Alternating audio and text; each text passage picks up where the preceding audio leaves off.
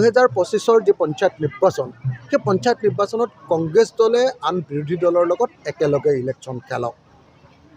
আমি অনুৰোধ জনাম যাতে কংগ্ৰেছে 2021 চনৰ বিধানসভা নিৰ্বাচনৰ নিচিনাকৈ আমাক নঠগে, 2021 চনৰ উপনিৰ্বাচনৰ নিচিনাকৈ আমাক নঠগে, 2024 চনৰ লোকসভা নিৰ্বাচনৰ নিচিনাকৈ আমাক নঠগে, আৰু 2024 চনৰ আকৌ উপনিৰ্বাচনৰ নিচিনাকৈ আমাক যাতে নঠগে, প্ৰবঞ্চনা নকৰে, প্ৰতাৰণা নকৰে, তাৰ কাৰণে মই কংগ্ৰেছ দলক অনুৰোধ জনাম।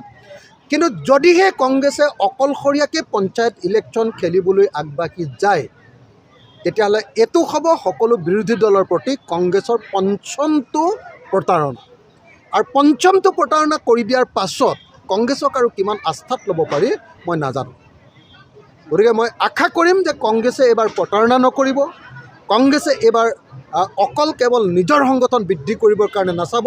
মই বাৰম্বাৰ কৈছোঁ যে চিট বেছিভাগতে কংগ্ৰেছে খেলক, কিন্তু আমি একেলগে খেলিব লাগে যাতে 2026 কাৰণে তৃণমূল পৰ্যায়ত আমাৰ একতাটো বৃদ্ধি হয়। সেইটো যদি আমি নকৰোঁ আৰু কংগ্ৰেছে যদি অকলশৰীয়াকৈ ইলেকশ্যন খেলে, তেতিয়াহ'লে নিশ্চিতভাৱে